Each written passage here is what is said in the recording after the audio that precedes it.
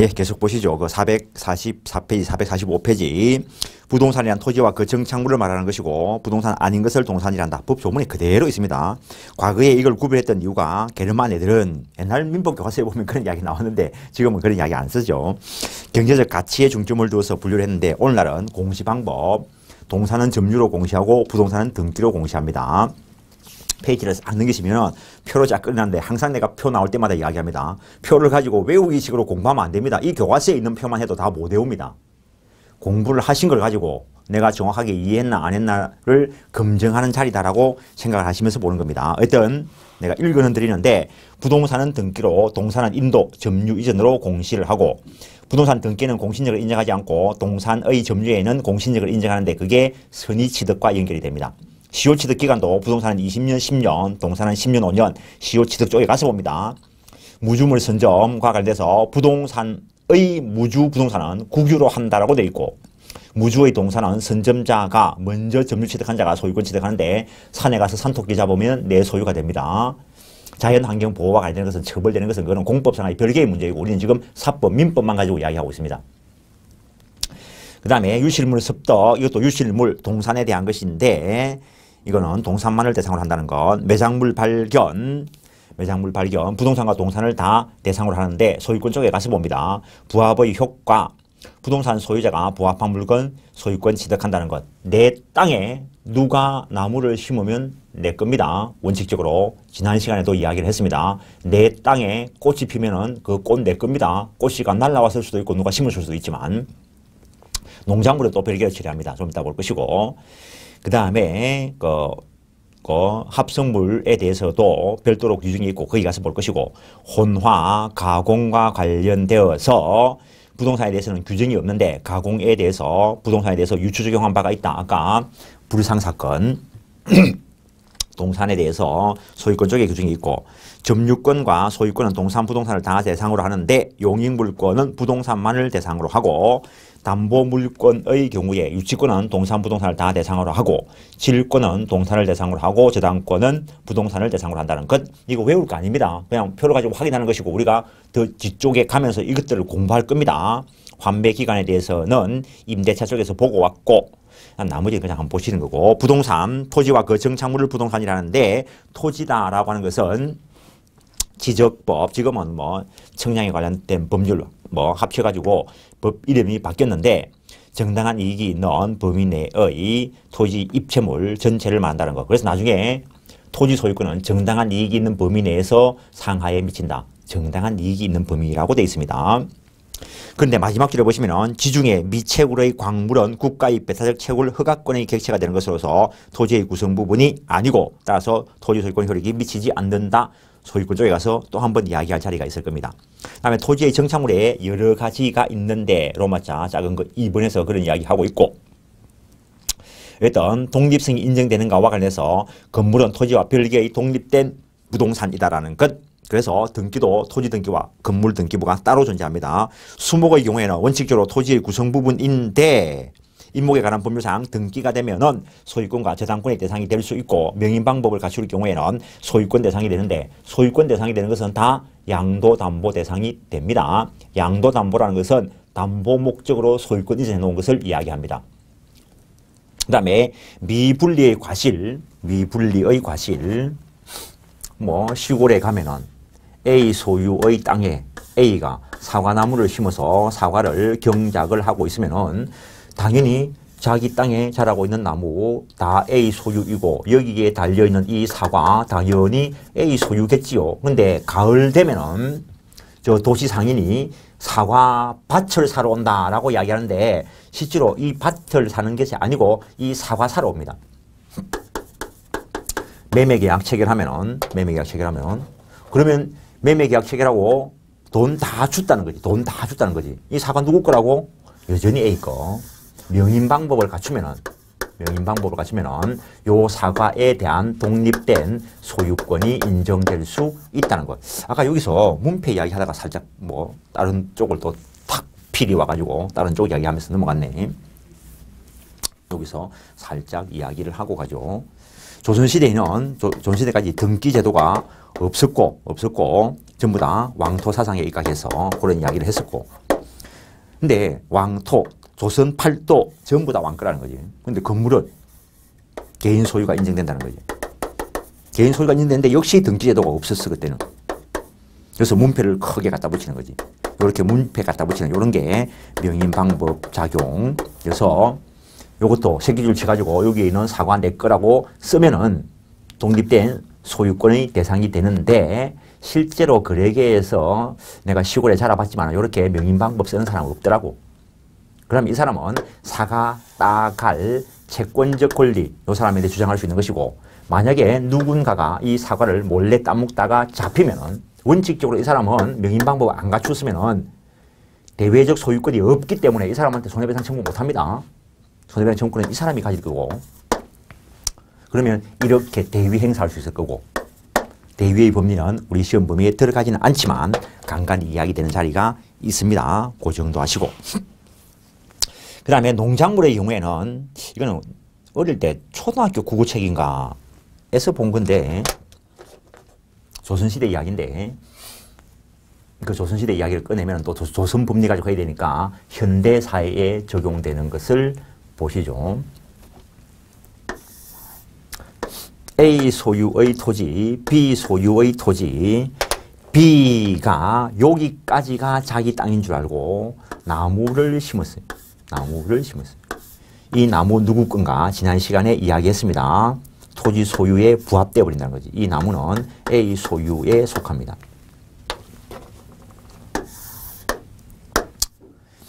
A 땅, B 땅, B가 여기에 꽃을 경작을 했어. 꽃을 경작을 했는데 다음 해에 보면 여기에 꽃이 피어. 그 꽃이. 이 꽃 누구 거? 내나 A 거. 지금 부합의 원리를 이야기하고 있는 겁니다.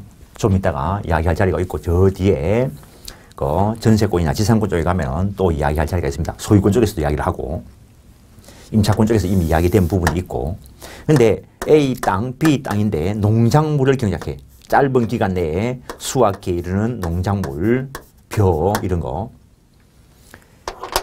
그때 B가 여기까지가 자기 땅인 줄 알고 심었을 때 자라고 있을 때 이거 누구 걸까? 자라고 있을 때는 교과서에 이야기가 없습니다, 이거. 그럼 A는 갈아엎으면 될까? 갈아엎어도 됩니다, 지금. 이게 수확기에 이르렀을 때, 그때 정당한 권은 여하를 불문하고 경작자 소유에 속한다라는 판례가 있습니다. 9시 뉴스에 이런 게 나왔습니다. 법을 조금만 아니까 그런 이야기가 있는데 평택을 미군 부대 옮긴다라고 할 때 국가가 수용을 하고 미군 부대 못 오게 한다고 많은 사람들이 떼거지로 몰려가지고 농작물 씨를 뿌렸다는 거지. 그 9시 뉴스에 나오기를 이제 국가가 이거 손 못 댈 거다. 농작물 자라고 이러면은 전부 다 뭐 이 사람에게 소유권이 인정되니까 어쩌고 저쩌고 했는데 국가 꼼짝 안 하고 바로 엎어pis습니다. 왜? 농작물이 성숙해서 수확기에 이르기 전까지는 이 사람들의 소유권 인정 안 해줍니다. 갈아엎어도 됩니다. 오히려 국가가 손해배상 청구할 수 있습니다. 왜? 내 땅에 네가 와가 이런 짓을 해. 아무 때나 갖다 엎어빈다고. 그래서 시골에 A 소유의 땅이 있는데 B가 벼를 심어가지고 수확기에 이를 때까지 꼼짝 안 하고 있다가 수확기에 이르러서 가야지 해가지고 뭐 네 농사 잘 지어봐라. 내 땅에 심었으니까 내 거지 하고 수확기에 이르러가지고 그때 배가를 하면은 그거 못하게 하는 겁니다. 그거는 경작자가 가져가라는 거지. 그러면 남의 땅인 줄 알고 이렇게 심었으면 이거 불법행위 됩니다. 그러면 이 A는 B한테 불법행위라는 손해배상 청구할 수 있고 경계가 애매해가지고 내 땅인 줄 알았는데 실제로 타인의 땅이었다면 고의가실이 없으니까 불법행위는 안 되지만 이득을 얻은 게 있으면 부당이득 반환 청구할 수 있습니다. 그래서 이 법리를 생각 안 하고 지금 여기서 이야기하고 있는 거는 저게 수확기에 이르렀을 때 소유자가 누구냐만 이야기하고 있는 것이지 뒷이야기는 안 했습니다. 이거는 다른 쪽 채권법 쪽에서 공부할 것이기 때문에 항상 이야기하죠. 공부는 나눠서 하는데 사건이 일어나는 거는 복합적으로 일어난다는 거지. 그러니까는 그걸 뭐 그 아들도 법을 좀 아는 애들이 있어가지고 했겠지. 근데 국가는 눈을 깜짝 안 해. 자라기 전에 엎어보면 되는데. 오히려 내 경계, 내 땅 침범해가지고 하는 그게 불법 행위로서 손해배상 청구할 수 있는 사안인데 요만큼 가지고 상담하려고 하지 마십시오. 겁도 없이 하고 있지. 왜 겁이 없어? 하루 강아지는 왜 법 무서운 줄을 몰라? 하루 강아지가 법 무서운 줄을 모르는 이유는 호랑이를 본 적이 있어야지. 그래서 진짜 하루 강아지는 호랑이 앞에 갖다 놔면은 막 짖고 해. 지 죽을 줄 모르고.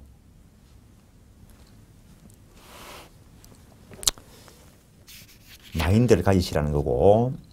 그래서 요것도 시문에 내면은 상당히 유하게 낼 수 있습니다. A 땅, B 땅, 경계 착오를 일으켜서 여기까지 이렇게 심었을 때 수확기에 이르면은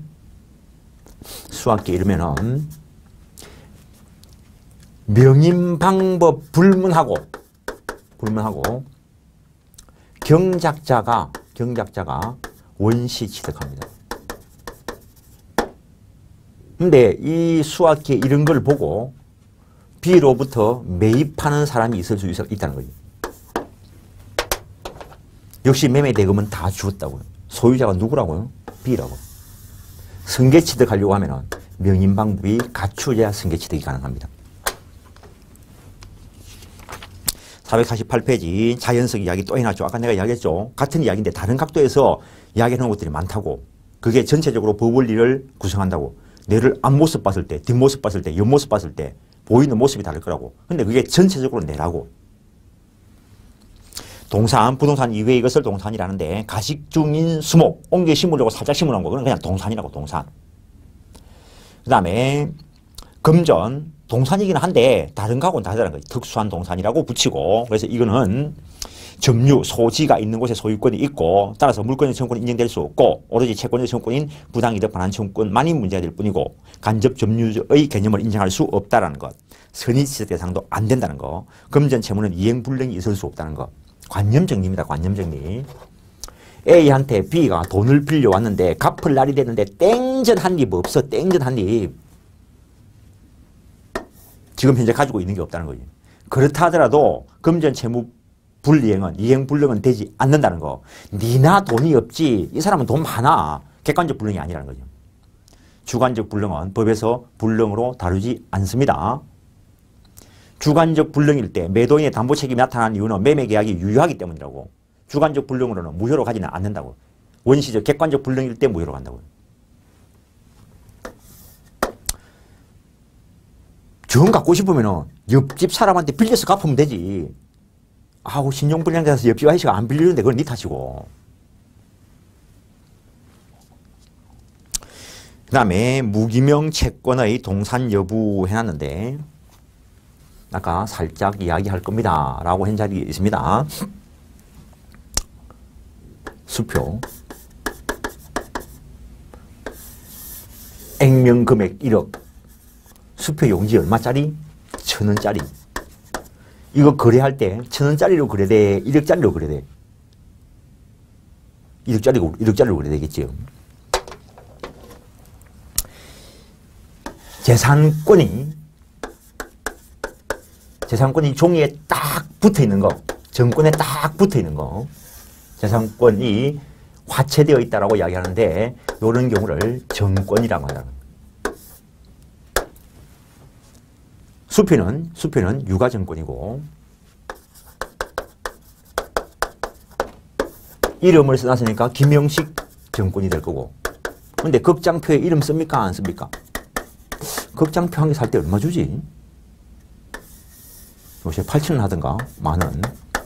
극장표 용지 얼마짜리? 500원? 500원까지 갈까? 복사 한번 쫙 하면 되는데. 그래서 종이 가치인 500원을 보고 우리가 거래하는 게 아니고 여기에 붙어있는 재산권 이걸 보고 거래한다는 거죠. 그런 경우를 정권이라 한다는 거. 따라서 이거는 정권인 것이지 동산도 부동산도 아니라는 거. 물건이 아니라는 거. 권리가 붙어있는 거라는 거. 특수동산, 동산 중에서 가치가 아주 높기 때문에 등기나 등록의 방법에 의해서 공시함으로써 부동산처럼 다루는 것을 이야기하는데 선박, 항공기, 뭐 자동차, 건설, 기계 이런 것들이 있다는 거. 이때 선박 등기만 대항 요건이고 나머지는 성립 요건 또는 효력 요건이다라고 써놓은 이유는 좀 이따가 등기 이야기할 때 볼 것이고 동물은 물건인가? 요새 뭐 반려동물이 많아가지고 그렇긴 한데 우리 현행 민법상으로는 동물은 물건이다라는 거지. 그래서 동물의 법적 지위는 여기에 있는 것이지 여기에 갈 수가 없다는 거. 간혹 가다가 뭐 독일 뭐 쪽에 뭐 기르는 뭐 개가 상속을 받았다라고 이야기하는데 우리나라에서는 그런 일이 현재로서는 일어날 수 없습니다. 상속 주체가 될 수 있는 것은 사람이라 해야 돼, 사람. 동물은 현재 이 위치에 있다는 거. 또 내가 이 이야기를 한다고 해서 노하거나 노여워하지 마시고 놀라지도 마시고 그냥 그렇거니 하시라고요. 강아지라 해야 될지 개라 해야 될지 개의 법적 지위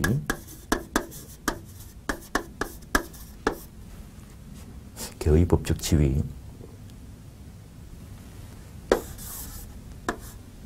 뭘까? 도시락일까? 노여워하지 말아야 했습니다. 그냥 공부하는 방법 터득하는 거라고. 공부하는 방법. 또 이거 가지고 또 옛날에 이거 이야기할 때만 선생님이 그럴 줄 몰랐어요. 이런 말 하지 마시고 좀 공부하는 방법 예를 드는 거니까 이런 거 가지고 노여워하지 마시라고. 그냥 한번 그냥 웃고 넘어가시라고. 좀 신경 써야 될 거 신경 쓰시라고. 도시락, 가축, 도시락설, 가축설, 가족설.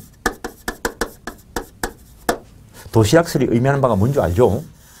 그 용도로 쓰는 거. 가축은 알죠? 가족은 뭐 그냥 뒤에 이야기는 안 하겠습니다. 왜 저걸 살짝 해보냐면은 민법 공부를 하시다 보면은 어떤 본체에 대해서 학설들이 나오는데 그 학설에 따라서 법적 효과가 달라진다는 거죠.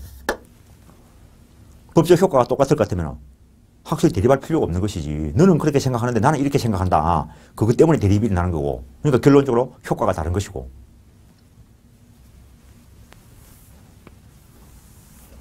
그래서 물건이 어떻고 채권이 어떻고 물건의 성질이 그러니까 그것과 관련돼서 어떤 작용을 하는가. 아까 절대적 효력을 가진다. 지배성이다. 그리고 강한 양도성이 보장될 거라는 거. 채권에 비해서 물건은 강한 양도성이 보장될 거라는 거. 내 건 내 마음대로가 원칙이라고. 물론 제한이 있지만. 그럼 채권은 양도 못하는가? 채권도 양도할 수 있습니다. 몇 번이나 수업하면서 예를 들었습니다. 내가 지금 1억 받을 채권을 가지고 있는데 저놈이 지금 돈이 없으면 못 갚아. 난 지금 당장 돈이 필요해. 시장에 가서 1억 받을 채권을 9천만 원에 팔 수도 있어. 그러면 1억 받을 채권을 9천만 원에 산 그 사람은 때가 되면 1억을 받아갈 수 있다는 거지. 물론 그게 부실 채권이라면 손해를 볼 수도 있지. 지금 거래계에서 우리가 알게 모르게 이 채권을 가지고 돈 버는 사람들이 있습니다. 은행으로부터 부실 채권들 뭉덩이로 뭐 몇 억짜리를 몇 천만 원에 사가지고 몇 억짜리를 몇 천만 원에 사는 게 몇백에 사가지고 한 개라도 건지면 본전은 뽑는다는 거지. 그 뒤에 또 다른 세력들이 있겠죠.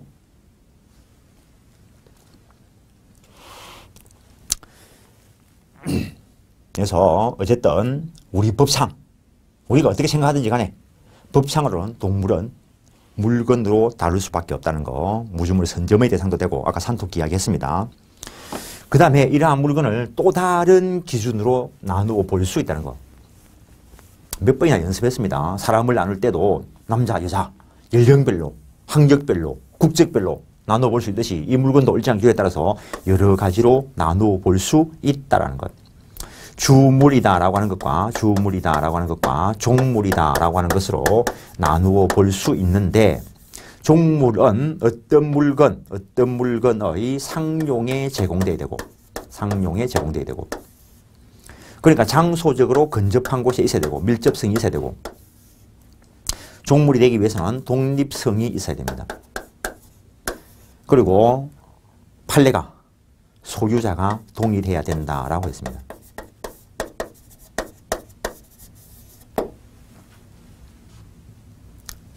그때 요것들에 대한 그 어떤 물건, 그걸 주물이다라고 하는데 종물은 주물의 처분에 따른다. 종물은 주물의 처분에 따른다.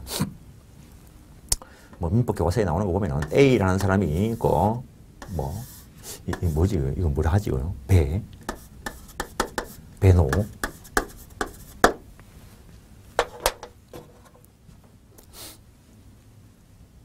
배는 얼마 하지, 이거요?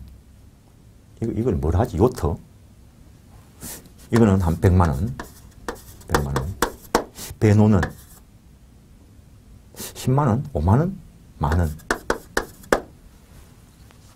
그때 B가 요 배를 샀어. 계약서에 배 매매 계약이라고 썼어요. 돈 줬어. 그때 B한테 이 배를 줘야 될 거고, 이 노는 계약서에 보니까 안 써놨어. 달리 합의한 바가 없다는 거지. 주문이 처분되면 종물은 당연히 줘야 된다는 거지. 참, 얼마 전에 집을 한 개 샀는데, 중개사 아이씨를 통해서.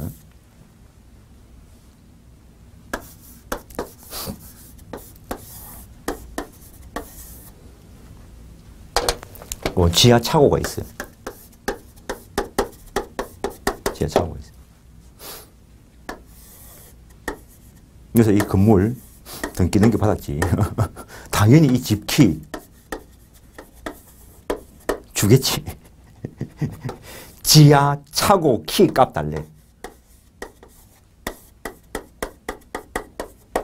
이거 줘야 돼 말아야 돼 이거.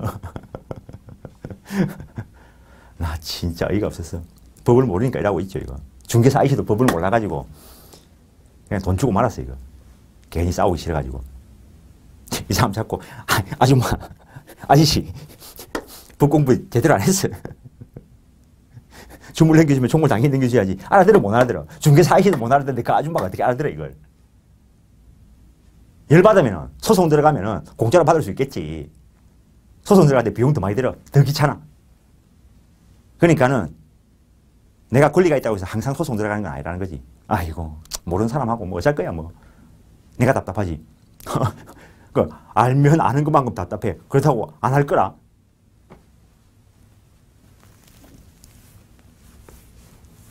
만약에 종물은 주문의 처분에 따른다라는 법리가 없으면은 막 웃으면서 배 100만 원에 팔아놓고 저 섬에서 이 배노 1억 달라는 거예요. 1억.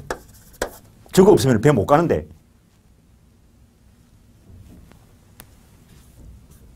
또 이러니까 또 옛날에 뭐 민법 교과서 우스갯소리로 돌아다니는 거. A 집에 떡 보니까 개가 한 마리 있는데. 이 개 밥그릇을 보니까 이게 금그릇이라 금그릇.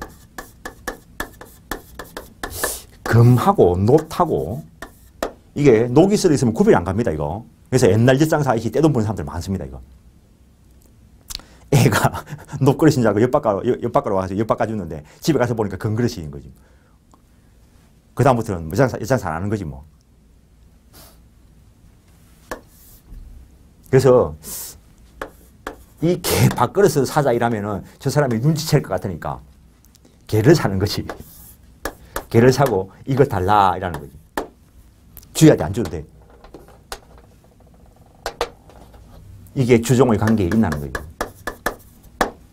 주종 관계 아닙니다. 이 금그릇이 이 물건의 상용에 제공되는 건 아니라고. 저 물건의 가치를 증가시키는 건 아니라는 거죠.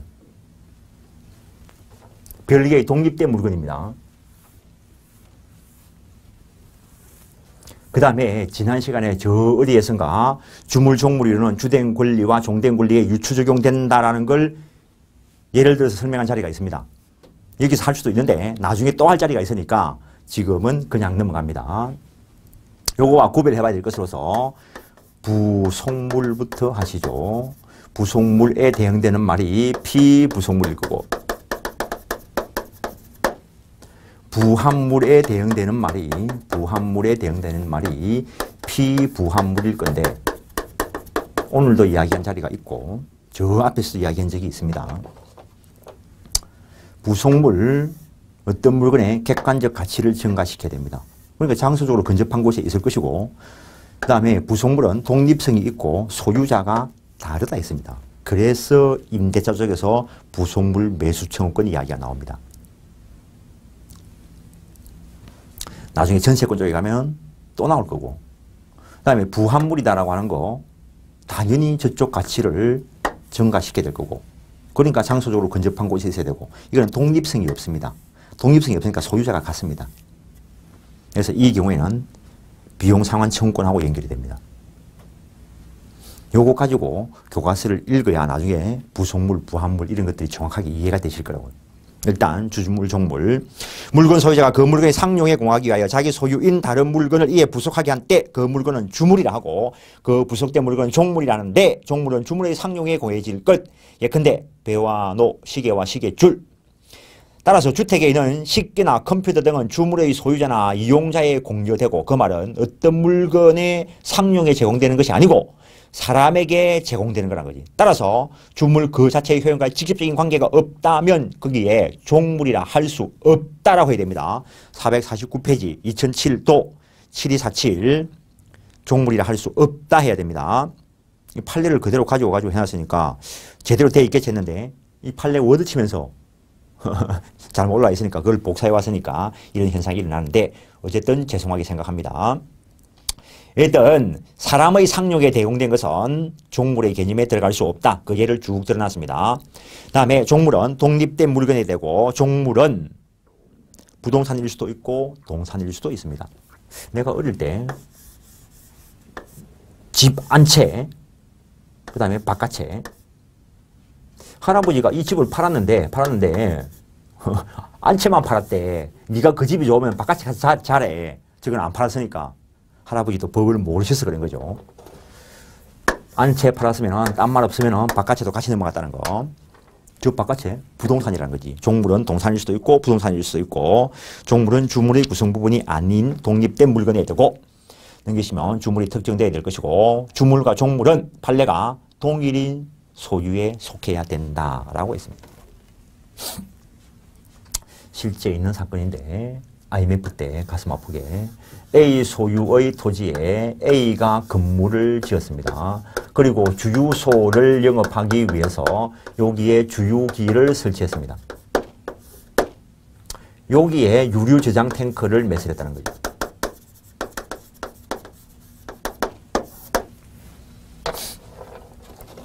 그러니까 사업을 하다 보니까 돈을 빌려야 되는데 이 주유소 건물에 저당권 설정을 했고 바보 아니면 토지에까지 공동 저당권 설정했고 돈 안 갚으니까 경매되어서 누군가 경락을 받고 경락대금을 완납하고 소유권 채겠다는 거예요.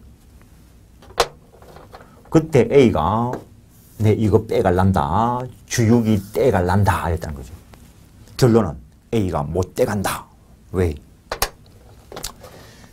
주유기는 주유소의 종물이고 주물이 넘어가면 종물도 넘어가고 주물에 설정된 저당권은 종물에도 효력을 미치고 그래서 비소유가 됐습니다. 주유기 못 떼가갑니다. 유류저장 탱크는 토지의 부합물이라는 거지. 토지의 일부라는 거지. 그러니까 이 사람이 소유권 가져갖고 역시 A 너는 못 빼가간다. 그 이후에 나온 판례가 그러면 A 소유의 토지인데 B가 임차인으로 빌려 쓰면서 유류저장 탱크를 설치했으면 이거는 토지의 부합물 아니다는 판례도 있습니다. 별개로 구별하시고.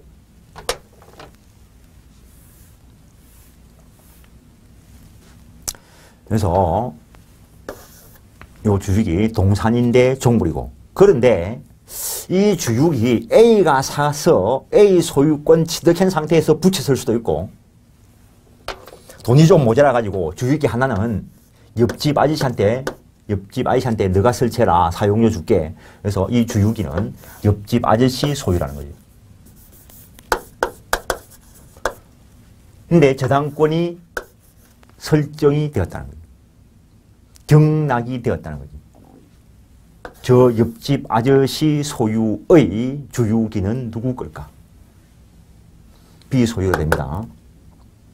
원래는 소유자가 다르기 때문에 소유자가 같아야 종물이 되는데 소유자가 다르기 때문에 종물은 아닙니다. 그런데 경락받은 사람이 종물인 줄 알고 경락을 받았다는 거지. 선의취득합니다. 경매를 통해서도 선의취득할 수 있다. 들어 놓으십시오. 선의취득 쪽에 가서 저 이야기를 또 하게 될 것이고 일단 4번 원칙적으로 소유자가 동일할 것 판례가 그렇게 하고 있고, 그 다음에 동산, 부동산 불문하고 종물이 될 수 있다 다시 확인한 것이고, 횟집의 수족관, 농지의 양수시설, 그 다음에 뭐 집, 안채, 바깥채 뭐 이런 것들, 종물은 주문의 처분에 따른다. 한번 읽어보시고, 그 다음에 예를 한번 모아놓은 것이고, 종물이는 유추적용, 주된 권리, 종된 권리에 유추적용된다. 그걸 다 한번 써놓은 겁니다. 꼭 읽어보십시오. 저 뒤쪽에서 설명될 걸 여기와 관계되기 때문에 또 써놓은 겁니다. 그 다음에 물건을 또 다른 기준으로 구별할 때, 원물과 과실로 구별할 수 있다는 것. 어떤 물건으로부터 산출된 것을 과실이라 하고, 과실을 산출시킨 물건을 원물이다 하는데, 이 과실에는 원물의 자연적 용법에 따른 산출물인 천연과실이 있고,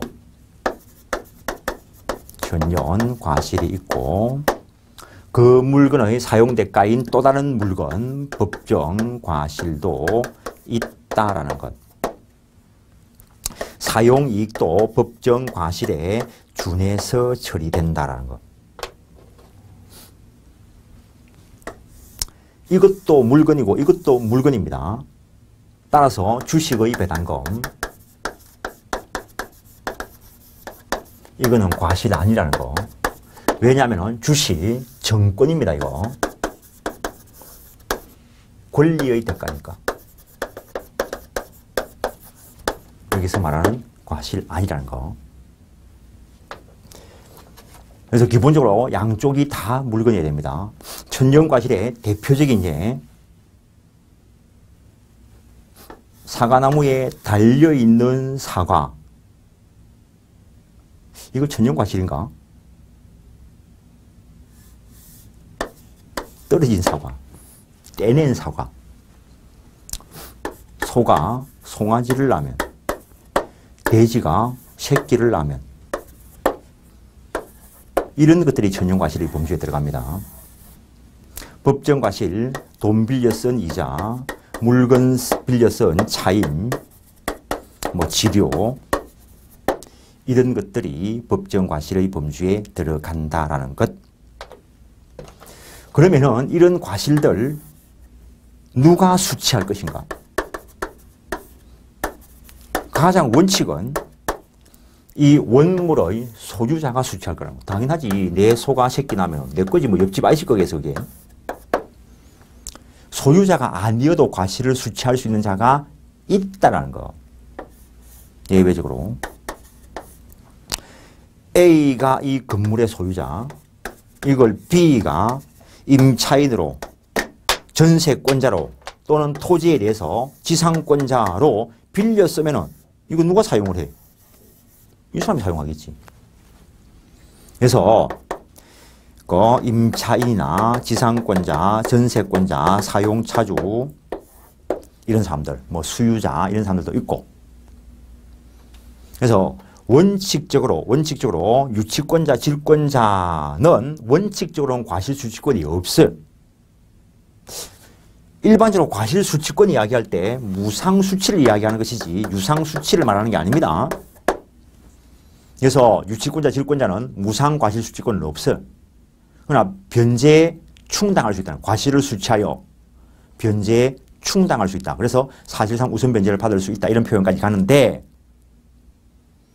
유치권자, 질권자는 유상수취는 가능하다는 거, 변제에 충당한다는 거 했으니까. 그런데 이것도 이상하게 문제가 나온 적이 있어요. 다른 말 없이 과실수취권이라면 원칙이 무상수취입니다. 내 소가 새끼 낳는데 내가 돈 주고 사? 그냥 무상으로 내 거지, 이거는. 또 새끼 하나 낳으려면 돈이 얼마나 들어갔는데, 그러면 하지 마시라고. 새끼 자체를 놓고 이야기하는 거라고. 하여튼 분명히 문제가 잘못 나온 적이 있습니다. 과실, 천연과실, 법정과실 넘기시면 사용이익도 법정과실에 준한다는 것. 452페이지 과실 기속, 천연과실 분리될 때 이를 수취할 자의 권리자에 속한다. 대표적인 게 소유자, 지상권자, 전세권자, 그 다음에 목적물 인도 전의 매도의 매매 쪽에서 공부했습니다. 사용, 차주, 임차인, 친권자, 수유자 이런 사람들이 있다는 것. 그 밑에 쭉 내려오시면은 유치권자, 질권자, 저당권자 등은 원물 소유자처럼 과실에 대한 소유권을 곧바로 취득할 수 있는 무상수취권자는 아니고 과실을 수취하여 자기 채권 우선 변제에 충당할 수 있는 경우가 있을 수는 있다는 거. 다음에 학문상 여러 가지로 분류해 놓은 것은 한번 읽어는 보시고 454페이지 일물일권주의를 보겠습니다. 이러한 물건에 대해서 물건이 물건이 배타성을 가지고 있기 때문에 배타성이라는 것은 동일 목적물 위에 양립 불가능한 두 개 이상의 권리가 동시에 존재할 수 없다는 것.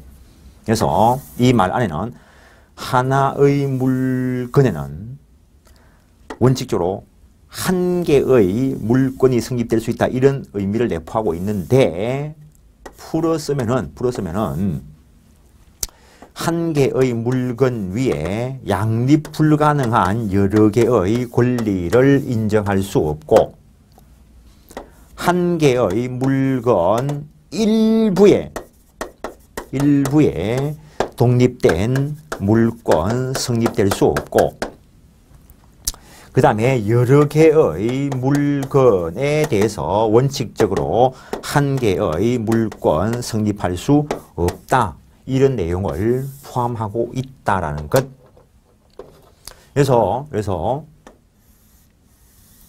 지금 민법책 이거 하나 아까 살짝 말씀드렸는데 이 전부가 A 소유인과 동시에 이 전부가 B 소유이기도 하다. 이런 말 성립할 수가 없다는 거. 원칙적으로. 이 민법책 1페이지부터 500페이지까지는 A 거, 500페이지부터 1000페이지까지는 B 거 이런 개념 원칙적으로 존재할 수 없다라는 것. 민법책 뭐 1000권 전체에 대한 한계 소유권이 아니고 각각 개별적 소유권이 존재할 뿐이라는 것. 그래서 원칙을 일단 인정을 하고 오늘날 이 일물일권주의 취했던 기본적인 이유가 뭐냐면은 물권이 워낙 강력한 효력이 있기 때문에 이 물권이 누구에게 있는가 제대로 공시가 되어야 물권 거래 안전이 보장될 것이기 때문에 원칙적으로 일물일권주의를 취했다는 거죠. 그런데 오늘날 예외를 인정하고 있다는 것. 공시원칙을 관철시켜서 거래 안전을 저해할 우려가 없다면 예외가 인정될 수 있다는 것. 하나의 물건 위에 여러 개의 권리가 성립되는 방법을 사람들이 생각을 했고 여러 개의 물건에 대해서 한 개의 권리를 인정하는 방법을 생각을 했다는 것. 앞에서 출발할 때 하나의 물건 위에 양립 불가능한 거는 2개 이상 둘 수 없다 했습니다. 양립이 가능하면 여러 수천 개를 둬도 상관이 없다는 거. 어떤 부동산, 토지이든 건물이든 갑을 열어보니까 A가 소유자이고 얼굴을 열어보니까 그냥 건물만 놓고 보시죠. 누군가가 저당권 설정해놨다는 거죠. A가 돈이 필요하고 또 빌려줄 사람이 있으면 누군가에게 또 돈 빌리고 저당권 설정해 줄 수 있고 또 다른 누군가에게 돈 빌리고 저당권 설정해 줄 수 있습니다. 왜? 저당권은 점유를 요소하지 않고 관념상으로만 존재하기 때문에 여러 수천 개를 두더라도 양립이 가능합니다.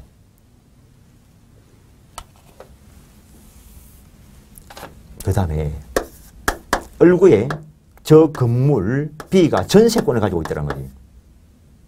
그러면 이 건물 전체에 대해서 전세권을 가지고 있을 때 A는 또 다른 C에게 전세권을 줄 수 있는가? 불가능합니다. 왜? 전세권 자체가 배타적 물건이라고요. 그래서 배타적 독점적으로 B가 사용 수익을 할 수 있는데 네가 어떻게 다른 사람한테 줘? 그렇지만 다른 사람에게 저당권 설정을 돈 빌려줄 사람이 있으면 빌리고 저당권 설정해주면 됩니다. 양립이 가능하기 때문에. 경매 들어가면 순수에 따라서 배당하면 되고. 그런데 토지든 건물이든 A가 소유자인데 얼굴 열어보니까 B가 건물이나 토지에 대한 전세권을 일부에만 가질 수 있습니다. 일부의 전세권이나 지상권. 그럼 또 다른 누군가에게 다른 일부의 지상권이나 전세권 설정해 줄 수 있다는 거. 그러면 부동산 일부 위에 용익물권 설정할 수 있다는 걸 지금 이야기했습니다. 이것도 알아놓으면 해결되는 문제들이 많은데 부동산이 있고 요거는 눈에 보이는데 요 뒤에 관념상 머릿속으로 소유권이 존재하고 있다는 겁니다.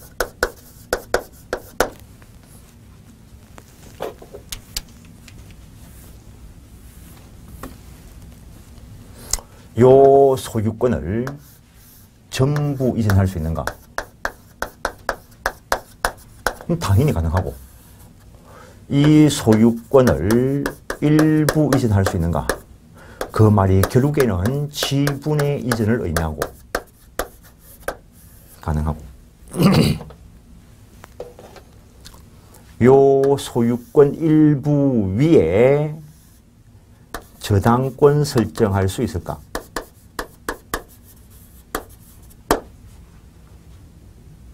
나중에 가면 공부하는데 지분 위에 저당권 설정이 가능합니다. 요 소유권 일부 위에 지상권 설정할 수 있을까?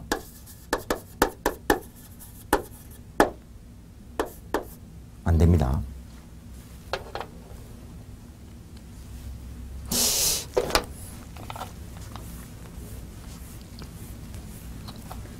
요 부동산 전부 이전할 수 있을까?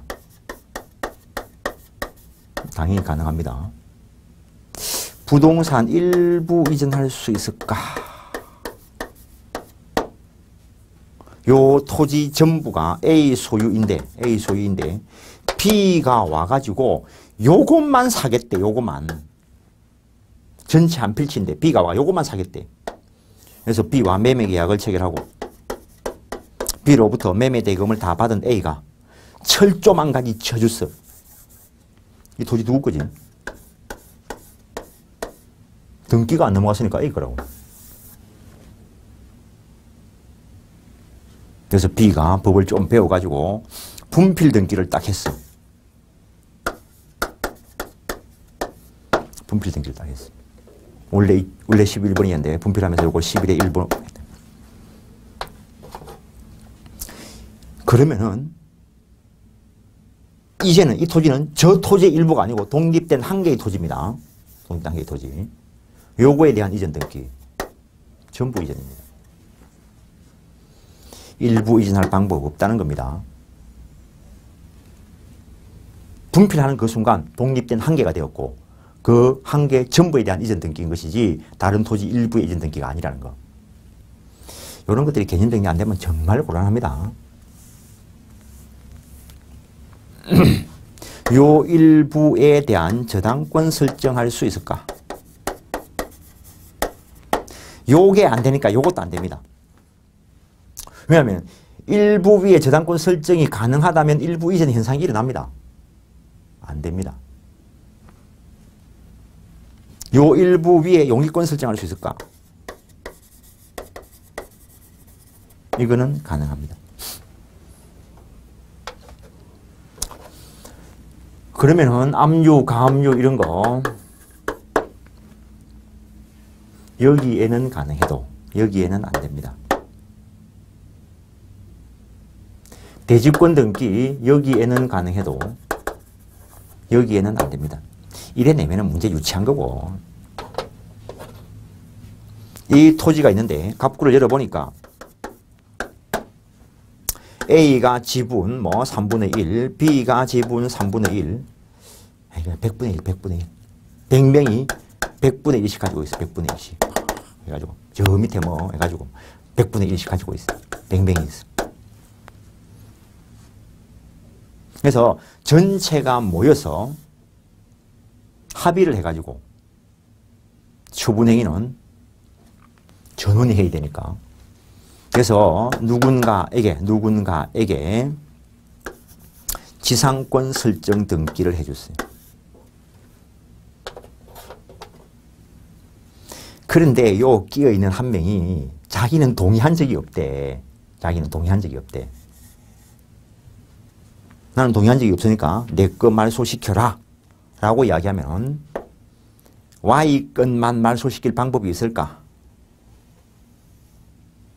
없습니다. 일부비에 존재 못하니까 전체를 말소시켜야 돼.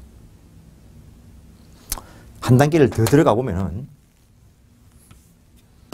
얼굴을 열어보니 옛날에 이 사람이 자기 지분 100분의 1 위에 누군가에게 저당권 설정해 준 게 있다는 거예요. 그 이후에 합의를 해가지고 누군가에게 지상권 설정 등기를 해줬어요. 돈을 안 갚으니까 이 사람이 경매를 실행을 해.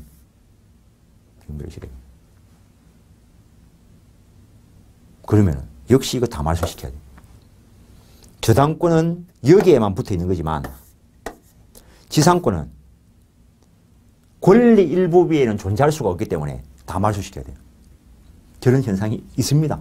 판례도 있고 중개사 교과서에 안 보일 뿐인 거지. 내 교과서는 저 뒤에 가면은 어디에 끼어 있습니다. 실제 거래는 이렇게 일어난다는 거. 지상권이 물권이다. 뭐 어때? 그게 뭔 소용이 있는데. 거래계에서 그게 어떻게 작용을 하고 어떻게 영향을 미치고 하는 것들이 정립된 그걸 시험 보는 거고 실제 거래계에서는 그렇게 활용하실 거라고. 오늘날 법을 가장 많이 쓰는 사람들 보니까 가만히 보니까 판사, 검사, 변호사가 아니고 중개사입니다. 중개사. 직접적으로 이걸 가지고 놀아.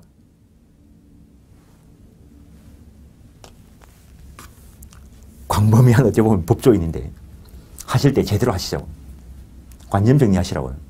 외운 거는 쓸모없습니다. 외우고 나면 조금 이런 식으로 문제가 되면 해결을 못합니다. 이거. 그러고 이해가 안 된 상태에서 이런 사건이 일어나가지고 내한테 전화 와가지고 질문하시는 분들이 있는데 이해 안 된 상태에서 내가 답변해줘도 못 알아듣습니다. 이거. 답변해주고 싶어도 답변을 해도 그게 무슨 말인지를 못 알아들어. 민법은 기본 실력이 안 깔리면은.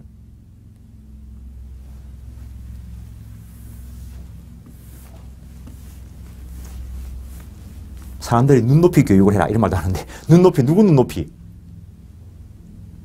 내 눈높이. 시험 치실 분들이라고. 시험 띄어질 그 눈높이에 맞추고 뭐하게. 우리나라 교육이 이상한 쪽으로 가고 있습니다.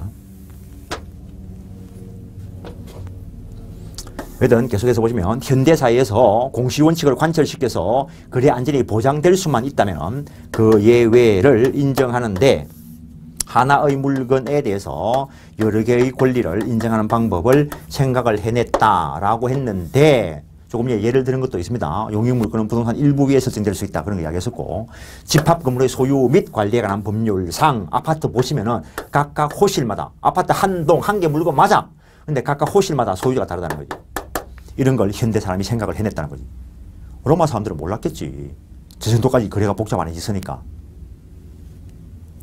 그 다음에 이제는 여러 개의 물건에 대해서 한 개의 권리를 인정하는 방법도 생각을 해놨는데 공장재단 생각해 보시라고.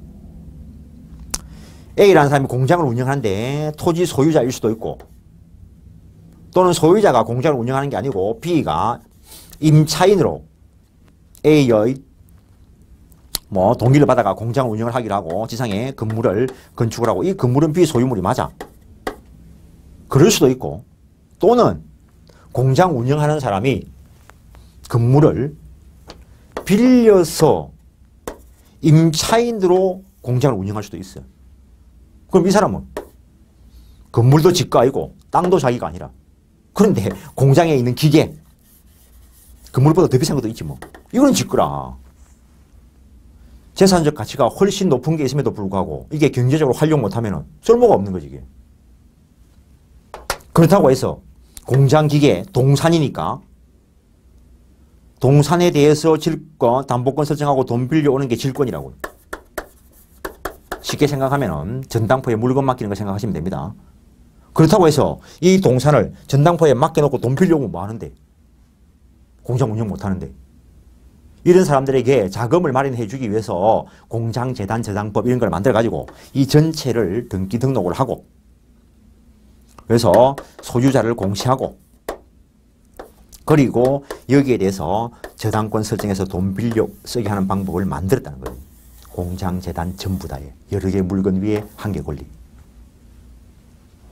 수목의 집단 전체 다에 대해서 임목에 관한 법률상 한 개의 소유권 등기 가능하고 그 다음에 동산 양도담보 한 번 쭉 그런 이야기를 했을 건데 뱀장어 100만 마리에 대해서 한 개의 양도담보권 설정을 하고 돈 빌려올 수 있다는 것.